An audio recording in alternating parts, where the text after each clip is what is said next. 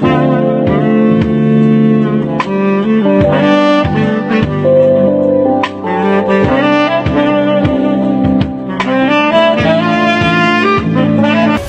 friends. You are welcome to Anchor Network, where you get updates of things happening around you. I appreciate every one of you that have subscribed to this channel. And if you have not subscribed, I say thank you very much, because I know that at the end of this news, you are going to subscribe. And I want you to press the red button and also the bell icon so that you'll be notified anytime we publish any news. Thank you very much once again. Ruga is suspended, not abandoned. It will come back very soon, says Yakassai. Former Special Advisor on National Assembly Matters to former President Shehu Shagari, Alhaji Tanko Yakassai, spoke with Kola Oyelere on the Ruga settlement in Brooklyn and why he thinks it should be accepted. What can you say about this issue of Ruga settlements? He said it will be recalled that in the olden days, the Fulani would come to a place and be given a portion of land to settle down with their cattle. Such a place used to be a piece of land not occupied by anybody. Ruga settlements had been in existence in the northern states for a very long time. Nobody can remember how many years it had been in the north. In such places, the Fulani would build their houses, and it is on this allocated land that they will be rearing their livestock. However, over time, such a parcels of land had been appropriated by various administrations, either to friends of government or to those in government. Has civilizations not technically phased out such a practice? He said, Ruga settlement was brought out to resolve the persistent conflicts between farmers and herders. Farmers claim herders destroyed their farms while rearing their cows. Therefore, in an effort to find a lasting solution to this incessant crisis, the federal government came out with the introduction of Ruga settlement, whereby a portion of land will be set aside with necessary amenities like roads, water, and other things for the Fulani herders to settle down with their livestock, instead of roaming about and getting into conflicts with farmers. In the final analysis, it will be in the interest of Nigerians for the Fulani herders to be settled in a place. First and foremost, it will curb incessant conflicts between them and farmers. Second, settling down in a place allocated to them would indirectly prevent them from searching for food for their cows and make their cows healthier and possess more meat, unlike when they were moving with their cattle from north to the southern part of the country. Their cattle would have more weight, quality, and nourishing meat for people to eat. Who is to provide land for this project? Can the federal government acquire land anywhere in the country for this program? And he said, the federal government has no control over land in any state with respect to land use decree, which is enshrined in the country constitution. The only place the federal government has control over land is the Federal Capital Territory, FCT, Abuja. However, the federal government would not force any government to provide land for Ruga settlement. It is voluntarily, and before its suspension, no fewer than 12 states had agreed to provide land. It was those states that did not agree to provide land for the project that were attacking it.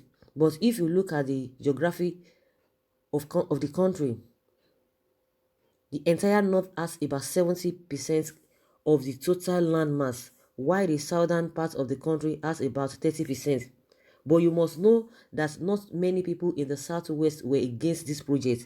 But for the fact that there is more concentration of media in the region, those few that were against this project were using the media to project their hatred against the establishment of Ruga.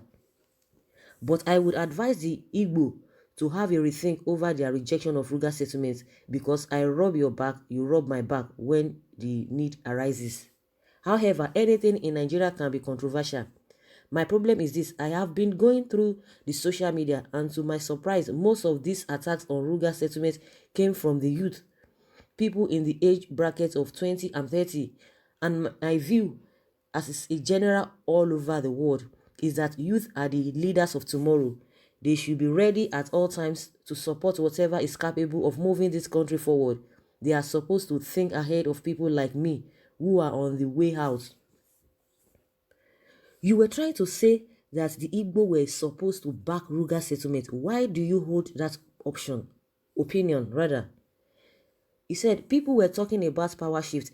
That is to say the Igbo should produce president come 2023. But one thing that is certain is that this lofty idea cannot be achieved just on a silver platter.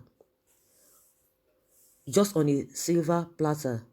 I am committed to the unity of this country, and this is what I had been fighting for as far back as to 1953. It will be recalled that as a result of my commitment to the unity of this country that I was arrested and imprisoned for fighting against the plan of making Nigeria a confederation rather than a united country. That was when I was just about 20 years old. This is what I expected the youth to be fighting for, not expressing sectional and parochial views. When we say power should move to the Igbo, as we all know, for anybody to become president of this country, he has to garner votes from at least 24 states of the country. The North has 19 states, while South has 17. Therefore, for the Igbos to realize this dream, they need to support of every part of the country. So also any northerner equally needs to support of the South one way or the other. Any northerner equally need support of the South in one way or the other. Recall the Southwest has produced presidents, the North has also produced, why the people of the South and their turn by producing former President Goodluck Jonathan. What I am trying to say here is that the Igbo, at this critical stage in their quest of producing Mr. President in 2023 or at any time Allah destines them to occupy the seat, still need the collective support of people from the North and other parts of the country. However, going by their hostility towards an interest that belongs to the North, let me say that again. However, going by their hostility towards an interest that belongs to the North, they may be erecting an impediment of this yearning and aspiration because the North may give them back in their own coin. The North may ask them why they deny them support of their interest in view of their opposition to the Ruga settlement project. Nobody can therefore blame the North nor supporting them then.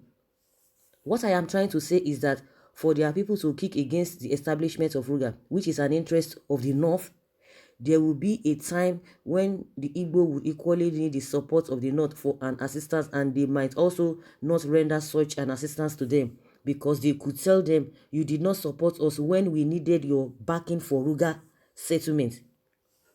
It is not only the people of the Southeast that are kicking against Ruga settlement. Even some people from the North also vented their anger at it. What is your take on this?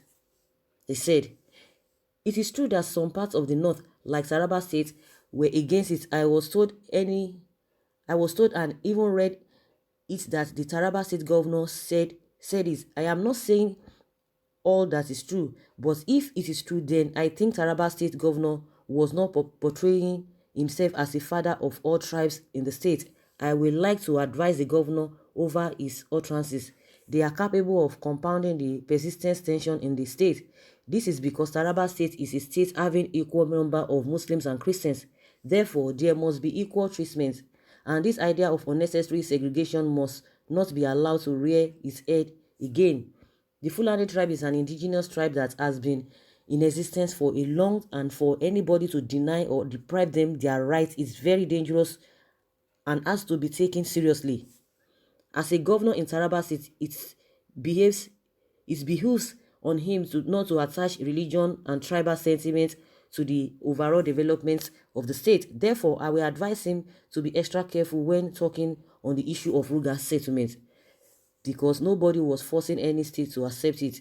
It was designed only for those states that agreed to implement it and were ready to provide land for it to take off. Besides, the prayer of any lover of peace is that the persistent conflicts between the Jokon and Tiv should be a foregone issue. It will not augur well for anybody. It will not augur well for another crisis to engulf the state. Now that the Ruga settlement project has been suspended, what is your view? is next. Now that the Ruga settlement project has been suspended, what, in your view, is next? And he said, Ruga settlement is only suspended but not abandoned. It will come at a later date very soon. In my view, it is only suspended but not abandoned. It is merely waiting for a better time to come back for its implementation. I believe they will do it. However, let me tell you that those states or people that are currently against it, it will in the future embrace it when they see the lots of advantages in it, though it may take 5, 10, or less years. I can say categorically that in the nearest future, many states in the southern part of the country will willingly embrace, adopt, and implement Ruga settlements in their domains. Hello guys, you could see that, I was trying to read some parts that, this man, the statement he was really making, I was trying to read it again if I really understood or understand what he was trying to say. First and foremost, he said it is not compulsory, that those that have really agreed to it, and now that those that have really agreed to it, that by the time they start and other people will see the benefit of it, they will be, interested to join in. And again, he said it will take like 5, 10 years or less than that before they will start see the dividends of that. And secondly, he was talking about the issue of a Igbo not accepting it. Okay, if you feel that it is not compulsory, that okay, that they will get to know people that have not joined in, if they will get to know the advantages of this Ruga settlement, then why are you making a categorical statement that rub my back, I rub your back? And meanwhile, that it will come to a time when the Igbos will need their help, that they will say what is more paramount, because they, with this Ruga thing, from the statement of this Yakassai, that this Ruga thing is more is very, very important to them. They feel it's their birthright. They feel it is what is really, bothering them, and they really want to get it. And you are telling somebody that if you don't give it me, or if you don't accept it now, then when you need my help, I will not render such help to you. I don't know if you are getting that that analogy and the analysis or the meaning of that statement he made, and that was why I was trying to read it. If you believe that is not really compulsory and anybody can join in at any time when you feel like that is okay for them, then why are you now saying, okay, that when it comes to, when they need their help, when they need your help, that you might not give them, that you now remind them that when you guys needed Ruga, that they did not accept it, and you are saying it is not compulsory, and you think that what you want to do, that if it's really, a good plan, that people want to join in, why are you giving a kind of subtle threat? That is the way I see it. That is the way I understand it. I don't know if you people really understand it that way. And meanwhile, what makes you think that Igbos really need this presidency that you guys are talking about? And meanwhile, before APC came on board, nobody forced APC to join PDP. And nobody said until you join PDP before power can get to you. It is what you say as a party, whatever you say to the masses, that is what masses will buy from you. It's not by you joining a party. It's not a cult, because these people, the way they say, the way they see this thing is really beyond people understanding. If everybody is in a party, you sell your party to the masses. It's not left for the masses to buy your party, or to buy what you are selling to them, or to buy what you are bringing to the table for them, and they will want to vote for you. So you don't compel people. Does it mean you are telling people that there should be a one-party system in the country? Because I never heard PDP telling you that you have to join them before power can get to you. Because this APC thing, every day by day, you keep, wondering the foundation of this APC. You keep wondering what they are really up to. And meanwhile, he's talking about that the Ruga thing must come back. If it must come back, then let it be located, or let it be settled in those places and the people that really want it. And now he's talking about the youth, that they are the leaders of tomorrow. Yes, youth are now, they are being proactive. They are preempting all these old people.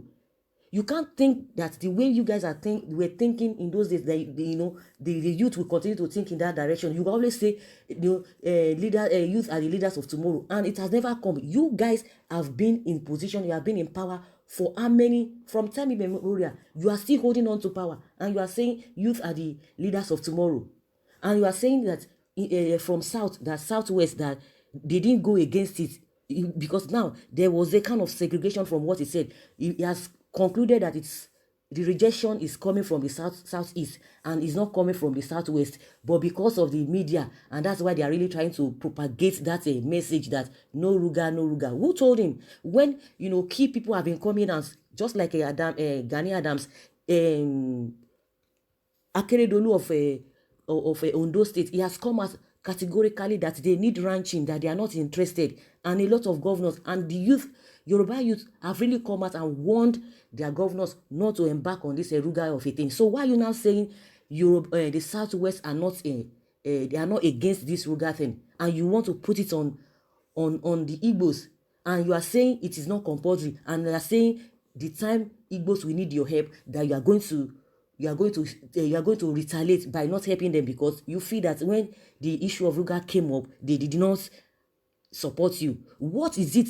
If really is a personal business, why would you want to impose it on people? Now it talked about the land mass, that they have the majority of the land, and they have a 70% of the land mass in the country, or 50% as the case may be. But invariably, the land mass in the north is much larger than what we have in the south. So then why can't you stay there? Then you want to go and inconvenience people that their land mass is not as big as yours. So I don't even understand.